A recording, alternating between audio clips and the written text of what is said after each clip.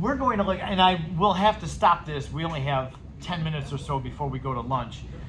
The first of the two topics is going to be something that we call photoelectron spectroscopy. This is a technique, I think I've told you about this before. Back in 2013 and 14, when the College Board revised the curriculum for this course, they decided that they should put this topic on the exam. And when we first heard about it, I remember both Mr. Hevel and I looked at each other and we said, have you ever heard of this? Nope. Have you? Nope. Both of us went through a full chemistry program, a degree program. Neither of us ever heard of photoelectron spectroscopy. I don't know if I should ask, like when people come back and visit from college, I should ask if they've ever heard of this while at college either. I don't know if anybody's teaching this. Somehow, the College Board deemed that this is really important and we should be teaching this. And they consult with colleges and professors. There's some board that determines what the curriculum for this course should be. So we should know about it. Every single year they ask about this. And there could be a cluster of free response questions about a PES spectrum, so we should know what they are. They're not difficult. PES has to do with how much energy is involved in removing electrons from atoms. Now, we talked about ionization energy. Ionization energy is the energy required to remove the outermost electron from an atom. And once we take the first electron off, then we can see how much energy is needed to take the second electron off. We've talked about that kind of thing.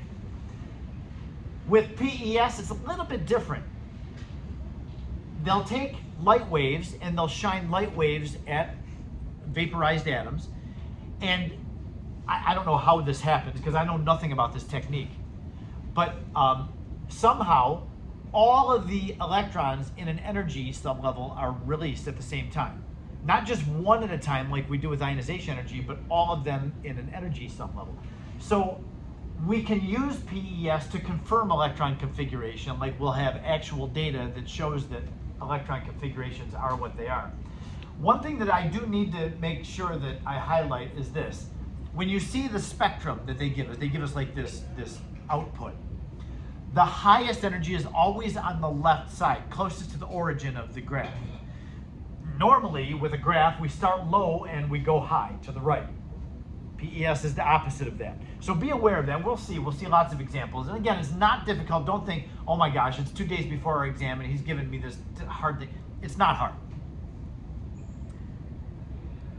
I have just a simple, there's no question involved with this. This is just, here is the PES spectrum for the electrons in sulfur. And a couple things I want you to notice. First, the x-axis. The x-axis start with 0.1, units megajoules per mole here. 0.1 is on the right, and then as we go to the left, it goes up.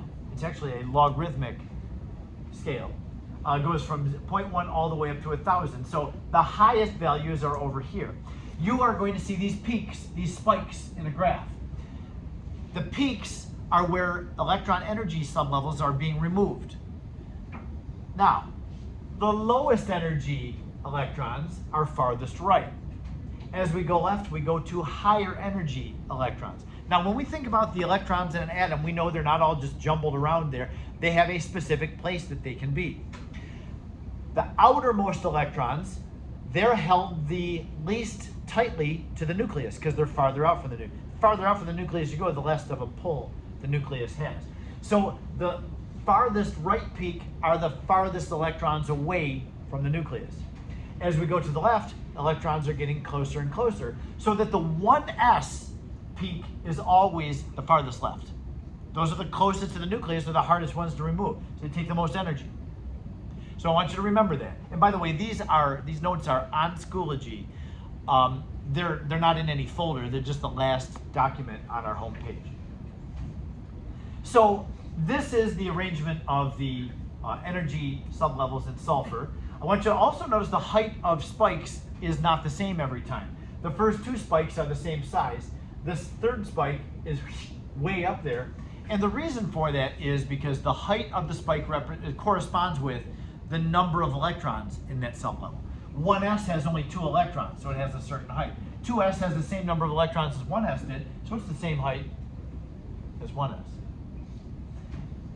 The 2p, though, should be 3 times higher than 2s, because 2p has 6 electrons in it. That's 3 more than 2s. I just said that wrong, didn't I? This is 2p that has 3 times more electrons than 2s did. Yes. So does that mean that like the start of like the graph for any compound will look like this? Yes. Yep. All right. Two questions. Doesn't all P's have 6 electrons? Why does that have 6? Well, because sulfur is filling the 3p, but it didn't fill it all the way. Okay, so It's got 4 electrons in 3p. And so that's how we can tell what element this is. We say, okay, there's 1s, here's 2s, 2p, they're clustered together.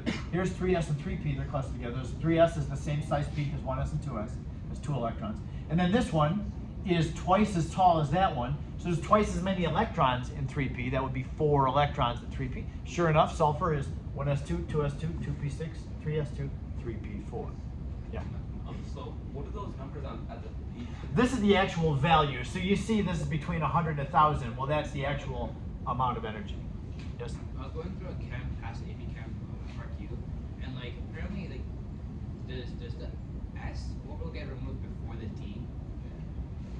Yeah, first, for the transition metals, they have an outermost S sublevel and then the Ds, but when they become ions, remove the S electrons first.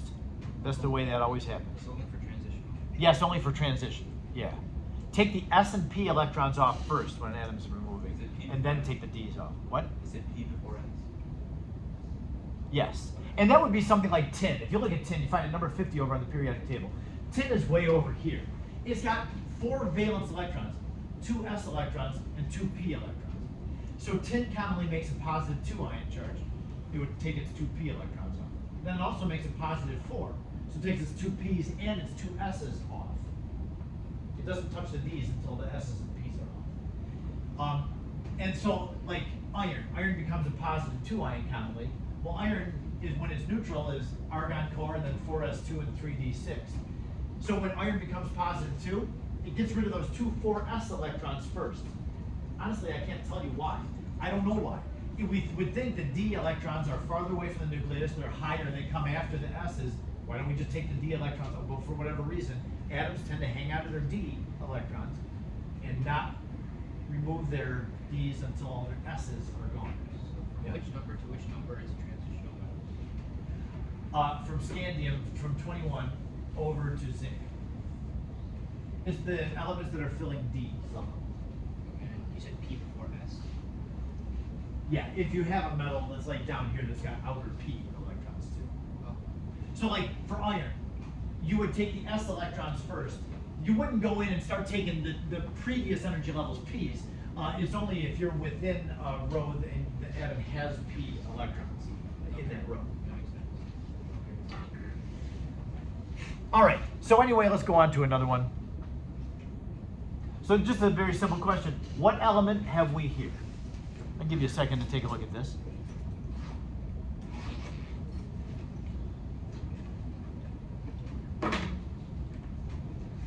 I honestly don't remember where I got this from. It may have been an AP exam, but if it was an AP exam, I'm a little disappointed because if we look at do you have your bearings here where everything is? Yes. Could you have a guess at what it is? Yeah. It's magnesium. Yes, it's magnesium. 1s, it's got 2 electrons. The 2s is the same size peak, so it's got 2 electrons as well. Now, this is where I'm disappointed. We don't have the horizontal lines like we did in the previous example. We can really use it. We can see that every line represents an electron here. So this tall peak, 1, 2, 3, 4, 5, 6 electrons. This one doesn't have that. Now, so I say, okay, it doesn't have it, so I'll just use my fingers. There's 2 electrons, right? How tall is this one? I'm going to try not to move my hand. 1, 2, like under 3.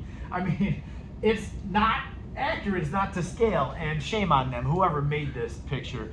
They should have taken very good care to make sure that this is 3 times taller than this. Yeah. Does it really matter if there's another peak at the You're right. Since we do have one to the right, I think that's how they got away with that.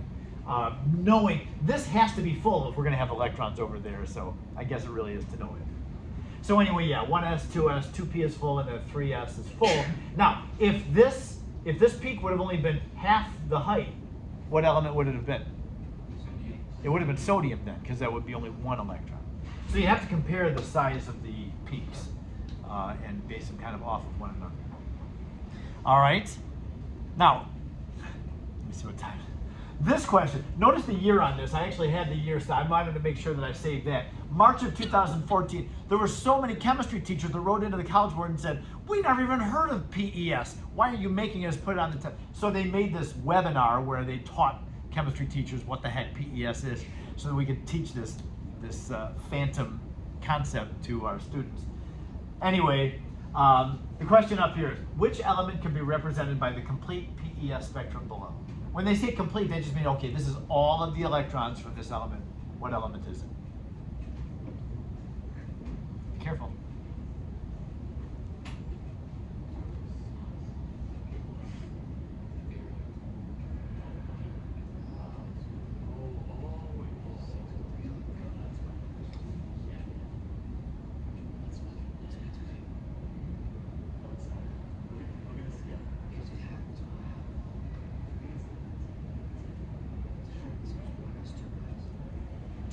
One S, this is 2 electrons. So that means that every 2 lines represents an electron. That helps. Every 2 lines is an electron. Here's 2s, 2 electrons. Here's 3s, 1, 2, 3 electrons and 3. I just said 3. 3 electrons and 2s. I'm still wrong. 3 electrons and 2p. What is it? Finally, we got there. It's nitrogen. Right. This is our answer. Nitrogen. Okay. Yes, Harsh? For the one above, do you add the electron? Like, how do you tell it's magnesium? You go 2 plus 2 plus 4 plus 2. Because that's the next one. It's 2, 2, 6, and 2. Oh, it's 3 10. Oh, yeah. I would just go by the electron configuration. 1s, 2s, 2p. Man, I'm having trouble. Yeah, 2p. I must need to eat.